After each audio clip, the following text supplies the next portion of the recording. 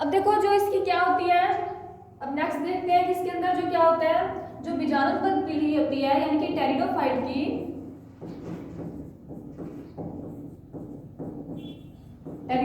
की बीजाणुबद्ध पीढ़ी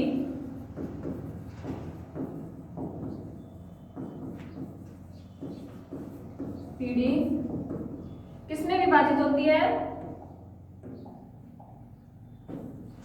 जड़, तना और पत्ती में क्या होती है, विभाजित होती है। यानी कि जो बीजाणुबद्ध पीढ़ी है उसके अंदर जो जड़, तना और पत्ती नामक संरचनाएं हैं वो स्पष्ट रूप से क्या होती है, विजिबल होती है, यानी कि स्पष्ट रूप से हमें दिखाई देती है। ठीक है, उसके बाद है नेक्स्ट हमारे पास कि टेरिडोफाइट की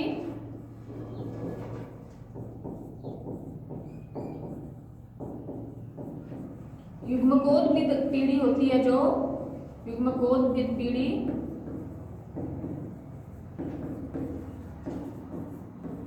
वह जड़, तना, पत्ती में विभाजित ना होकर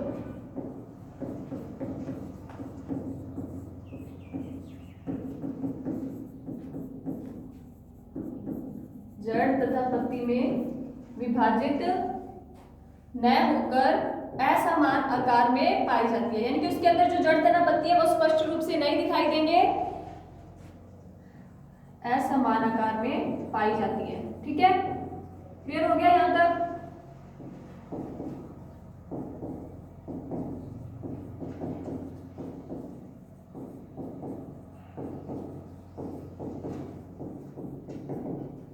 देखो अब हमने युग्मकोद्भिद पीढ़ी और बीजाणुबद्ध पीढ़ी के बारे में पढ़ लिया है। अब देखते हैं इसके आगे की क्या होता है। अब उसके बाद देखो कि जो टेरिडोफाइट्स होते हैं, हमारे पास प्लांट्स होते हैं, ये सबसे पुराने प्रकार के, आधे प्रकार के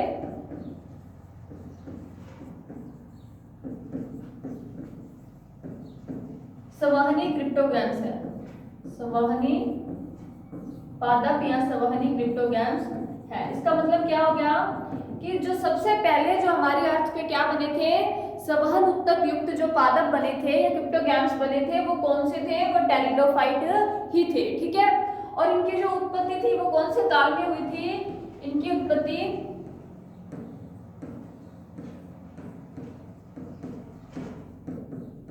सिलूरियन काल में हुई थी। कौन से काल में हुई थी, सिलूरियन काल। सिलूरियन काल यानी कि जब अर्थ का निर्माण हुआ उसके बाद के जो टाइम पीरियड्स हैं उनको अलग अलग प्रकार के टाइम पीरियड यानी काल्स में बांटा गया है। तो जो हमारे टेरिडोफाइट बने थे वो कौन से काल में बने थे, वो बने थे सिलूरियन काल में। ठीक है, उसके बाद देखो हम नेक्स्ट स्लाइड पे चलते हैं और देखते हैं। अब इनके सामान्य कैरेक्टर्स को हम वन बाय वन पढ़ते हैं। ठीक है, सबसे पहले हम इनके कैरेक्टर्स लेते हैं, वो है किस बेस पे, इनका हैबिटेट। हैबिटेट यानी कि आवास।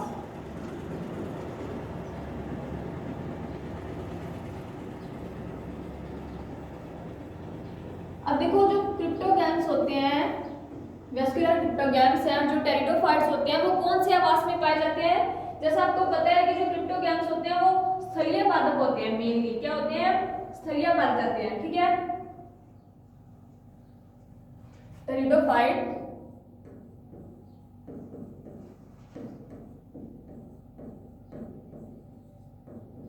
मुख्यतः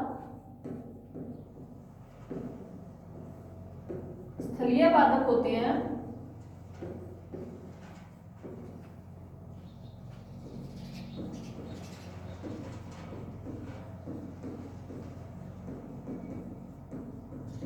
जो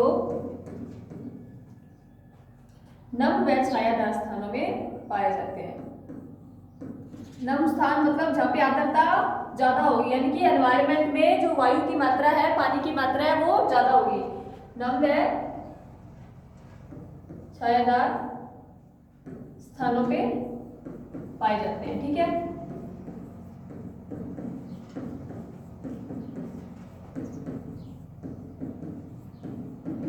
देखो जरूरी नहीं है कि ये सिर्फ स्थलीय स्थानों पे पाए जाते हैं, ये मुख्यतः स्थलीय होते हैं, यानी कि ज्यादा से ज्यादा मात्रा में ये कहाँ पाए जाएंगे, स्थलों पे पाए जाएंगे। लेकिन उसके बाद देखो क्या होता है कि कुछ मात्रा में ये अलग अलग प्रकार के विभिन्न आवासों में भी पाए जाते हैं। कुछ टेरिडोफाइट्स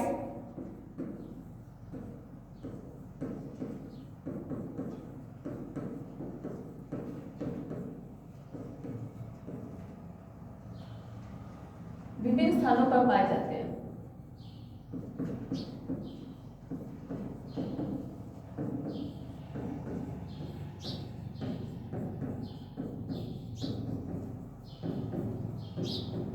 जैसे अभी उनके एग्जांपल्स देखते हैं, ठीक है, कि कौन कौन से पादप होते हैं जो स्थलीय ना होकर अलग अलग प्रकार के कहाँ पाए जाते हैं, स्थानों पे पाए जाते हैं। तो सबसे पहला है जलीय टेरिडोफाइट या जलीय स्थल पे।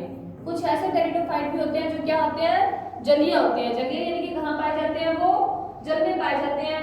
अब इसमें कौन कौन से आते हैं, एक्वाटिक यानी कि जलीय। इसके अंदर आएगा एजोला।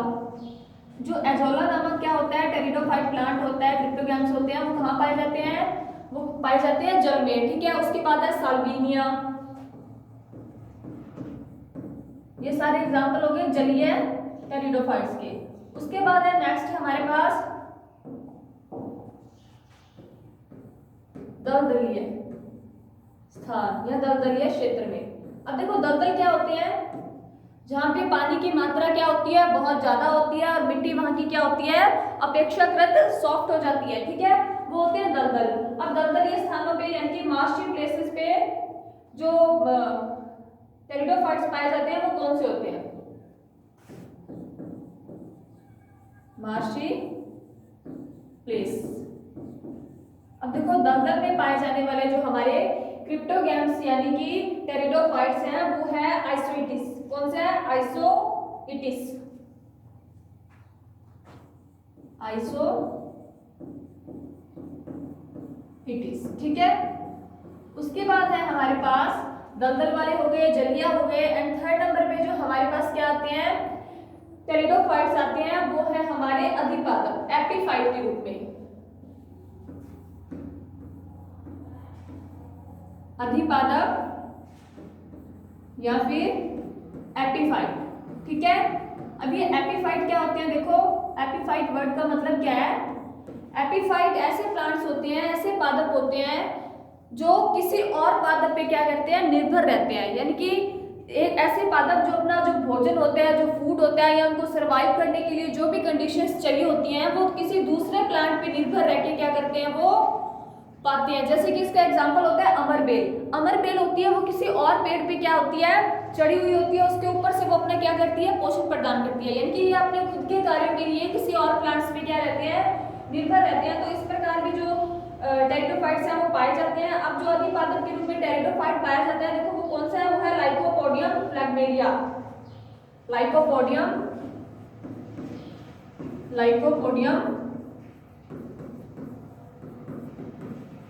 फ्लैगमेलिया, ठीक है। ये तो हो गया विभिन्न स्थानों पे पाए जाने वाले टेरिडोफाइट्स और उनका आवास स्थान कैसा होता है। अब हैबिटेट के बाद जो हमारे पास नेक्स्ट लक्षण है वो है इनकी स्पोरोफाइटिक जनरेशन या फिर प्रकृति, ठीक है। अब देखते हैं प्रकृति की हैबिट कैसी होती है। हैबिटेट तो हमने पढ़ लिया है, अब हम पढ़ते हैं इनकी हैबिट।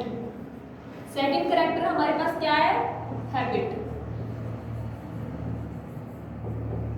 यानी कि प्रकृति। फर्स्ट थी हैबिटेट यानी कि आवास, और सेकंड है हैबिट यानी कि प्रकृति। अब इनकी हैबिट या प्रकृति देखो कैसी है कि जो टेरिडोफाइट होते हैं इनका जो मुख्य बॉडी होती है वो कैसी होती है, बीजाणुद्भिद होती है। हमने पढ़ा था ना कि जो टेरिडोफाइट पादप होता है वो दो अवस्थाओं में या दो पीढ़ियों में विभाजित होते हैं। कौन कौन सी, पहली तो थी बीजाणुद्भिद और दूसरी कौन सी थी, युग्मकोद्भिद। अब देखो जो ये मुख्य इनका जो प्लांट होता है, इनकी जो ज्यादा से ज्यादा समय रहता है, वो इनकी जो पीढ़ी होती है वो होती है बीजाणुद्भिद पीढ़ी। और ये जो बीजाणुद्भिद पीढ़ी होती है ये किसमें विभाजित होती है, ये जड़, तना और पत्ती में विभाजित होती है, ठीक है। अब लिख लेते हैं हम।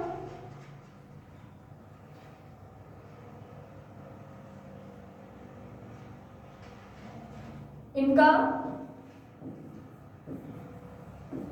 मुख्य पादप काय यानी कि मुख्य प्लांट बॉडी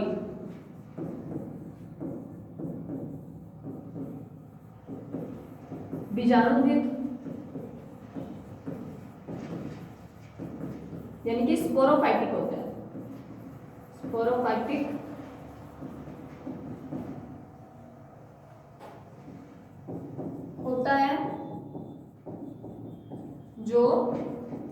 जड़ तना पत्ती में विभाजित होते हैं। ठीक है, ये तो हो गया इनका फर्स्ट कैरेक्टर। उसके बाद सेकंड क्या है? सेकंड है कि ये या तो एक वर्षीय होते हैं या बहुवर्षीय होते हैं। ठीक है, एक वर्षीय और बहुवर्षीय के क्या मतलब है?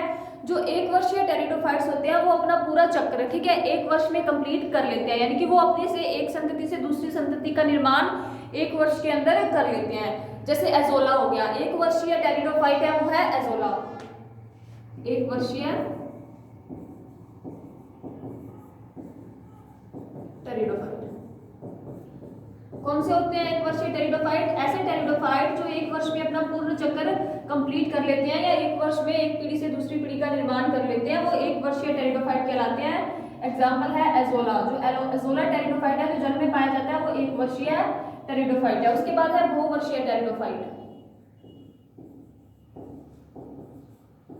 बहुवर्षीय टेरिडोफाइट, अब देखो नाम से स्पष्ट है, बहुवर्षीय टेरिडोफाइट कौन से होते हैं? जो अपना चक्र एक वर्ष में ना कंप्लीट करके एक से ज्यादा वर्षों में जो अपना चक्र है, यानी कि एक पीढ़ी से दूसरी पीढ़ी का निर्माण है, कंप्लीट करते हैं, वो कहलाते हैं बहुवर्षीय पादप। और बहुवर्षीय का एग्जांपल है साइथिया एल्सोफिला, एल्सोफिला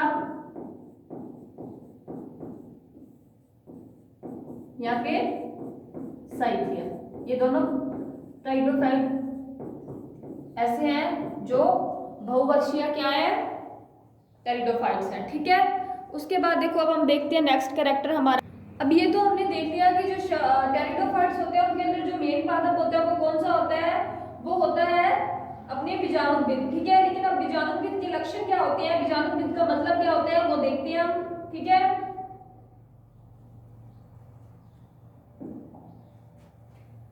हेडिंग डाल देते हैं हमारा 3 नंबर कैरेक्टर बीजाणुविद पीढ़ी। बीजाणुविद पीढ़ी या फिर स्पोरोफाइटिक जनरेशन। देखो सबसे जो मुख्य लक्षण है, मेन लक्षण है स्पोरोफाइटिक जनरेशन का, वो क्या है? स्पोरोफाइटिक जनरेशन का मेन लक्षण यह है कि जो बीजाणुविद पादप होता है वो जड़, तना और पत्ती में विभाजित होता है।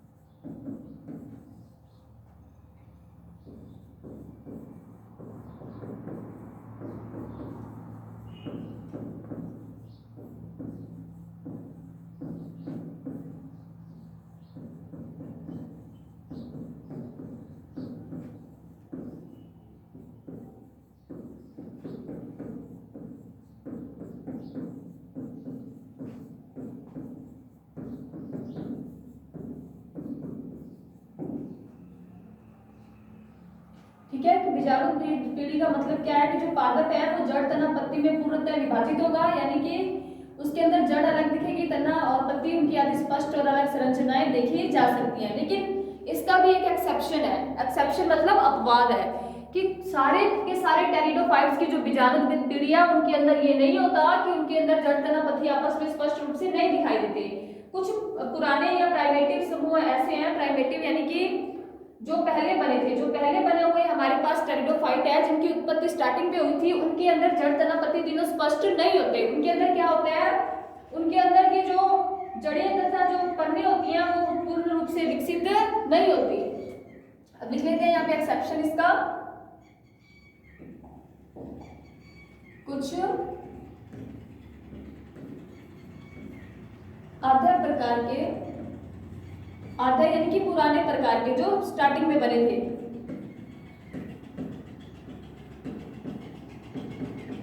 टेरिडोफाइट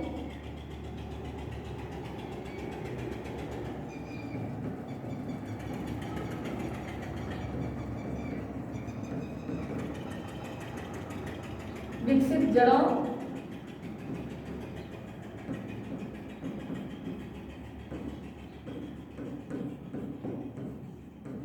व सुविकसित पर्णों का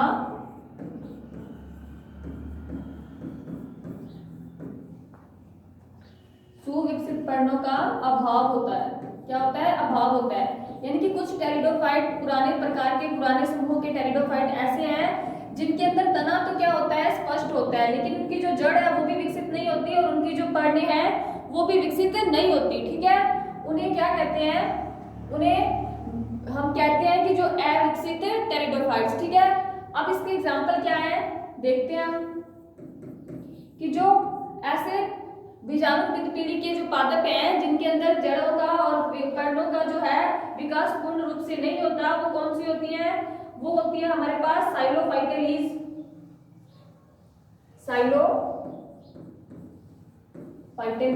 अब जब हम आगे क्या पढ़ेंगे, आगे हम टेरिडोफाइट का क्लासिफिकेशन पढ़ेंगे या जो वर्गीकरण पढ़ेंगे, तो उसके अंदर हम देखेंगे कि जो टेरिडोफाइट है उनको अलग अलग प्रकार के संघ में या फिर समूह में बांटा गया है। अब इसका जो कौन सा समूह है, इसका समूह है साइलोफाइटेलिस। अब जो साइलोफाइटेलिस समूह के जो क्या है टेरिडोफाइट्स है, उनके अंदर क्या होगा? उनके अंदर विकसित जड़ और विकसित पर्णों का क्या होगा? अभाव पाया जाएगा। कौन सी कंडीशन में? बीजाणुविद पीढ़ी में। ठीक है, ये हो गया हमारा फर्स्ट कैरेक्टर। आई होप आपको समझ आ गया होगा। अब देखो नेक्स्ट कैरेक्टर क्या है कि जो बीजाणुविद होता है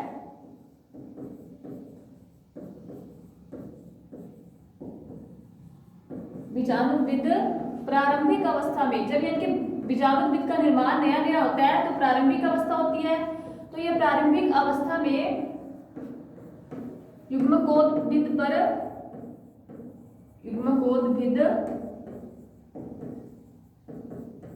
पर निर्भर करता है।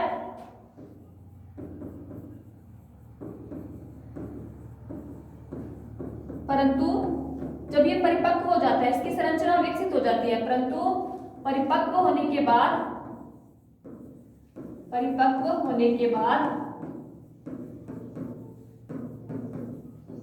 यह पूर्णतः स्वतंत्र होता है। यानी कि फिर ये किस पे निर्भर नहीं करता, फिर ये युग्मकोद्भिद पीढ़ी पे निर्भर नहीं करता। ठीक है, ये हो गया हमारा सेकंड कैरेक्टर। उसके बाद है हमारे पास इसका थर्ड कैरेक्टर क्या है? थर्ड कैरेक्टर ये है कि जो बीजाणुविद पीढ़ी होती है, इनके अंदर जो दो प्रकार की मूल बनती है, एक तो प्रारंभिक मूल, एक अपस्थानिक मूल। ठीक है, इनके अंदर जो प्रारंभिक मूल होती है और वो शीघ्र इनके अंदर प्रारंभिक मूल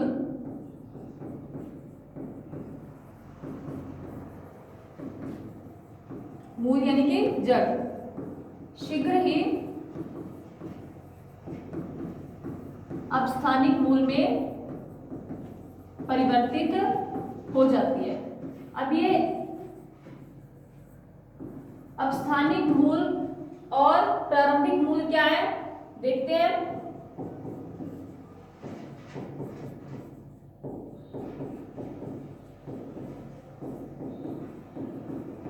देखो यहाँ हम एक छोटा सा प्लाट बना लेते हैं, जैसे ये है प्लाट कोई,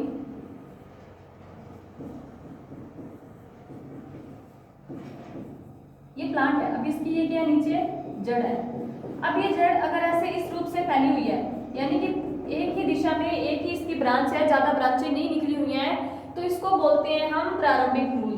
लेकिन यही मूल आगे जाके किस स्ट्रक्चर में चेंज हो जाती है, इससे काफी सारी क्या निकल जाती है? ब्रांचेस निकल जाती हैं। ब्रांचेस में विभाजित होने के बाद इसको क्या बोलते हैं? प्रारंभिक मूल। जब इसका फैलाव क्या हो जाता है? ज्यादा हो जाता है, तो ये क्या बन जाती है? अपस्थानिक मूल बन जाती है। पहले ये प्रारंभिक मूल होती है, बाद में ब्रांचों में डिवाइड होके शाखित होकर ये क्या कहलाती है? अपस्थानिक मूल कहलाती है। ठीक है, समझ आ गया यहाँ तक? उसके बाद देखो, उसके बाद हम देखते हैं कि जो बीजाणुविद अवस्था होती है उसको दो भागों में विभाजित किया जाता है। ठीक है, उसके आधार पर जो पादप होते हैं दो भागों में बांटे जाते हैं, एक तो है लघुपर्णी पादप और एक है गुरुपर्णी पादप। ठीक है, बीजाणुविद अवस्था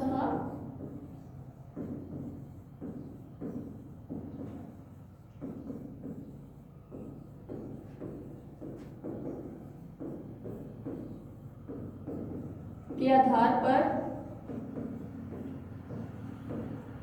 पादपों को दो भागों में बांटा जाता है।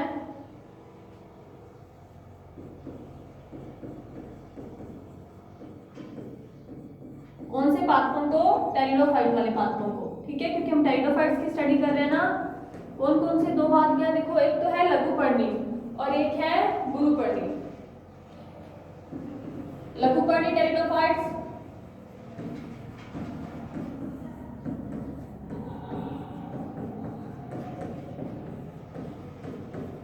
And next गुरुपर्णी pteridophytes. देखो अब लघुपर्णी और गुरुपर्णी टेरिडोफाइट्स में क्या डिफरेंस होता है? अब देखो ये नाम से स्पष्ट हो रहा है। लघुपर्ण, लघु मतलब क्या होता है? छोटा, और पर्ण मतलब क्या होता है? पत्ती, ठीक है। अब देखो जो लघुपर्णी टेरिडोफाइट होंगे इनके अंदर पत्तियां तो क्या होंगी? पत्तियां तो छोटी होंगी और तना क्या होगा? बड़ा होगा, ठीक है। ऐसे पार्टनर क्या कहलाएंगे? लघुपर्णी टेरिडोफाइट। और गुरुपर्णी के अंदर क्या होगा? पत्तियां बड़ी व तना छोटा। ऐसे टेरिडोफाइट क्या कहलाएंगे? गुरुपर्णी टेरिडोफाइट, ठीक है। आप इनके एग्जांपल देखते हैं। लघुपर्णी टेरिडोफाइट का एग्जांपल है हमारे पास इक्विसिटम, ठीक है, और गुरुपर्णी का है मार्सिलिया। एग्जांपल इक्विसिटम और इसका है गुरुपर्णी का मार्सिलिया। मार्सिलिया टेरिडोफाइट में क्या होता है? पत्तियां बड़ी होती हैं, तना छोटा होता है। और इक्विसिटम में क्या होता है कि पत्तियां छोटी होती हैं और तना बड़ा होता है, ठीक है। तो आज की क्लास में हमने क्या पढ़ा? आज की क्लास में हमने टेरिडोफाइट यूनिट स्टार्ट किया, उसके सामान्य कैरेक्टर्स पढ़े हैं कि उनके अंदर क्या क्या कैरेक्टर्स होते हैं, ठीक है। तो इसको हम कल कंटिन्यू करेंगे। आज के लिए इतना काफी है, तो थैंक यू सो मच।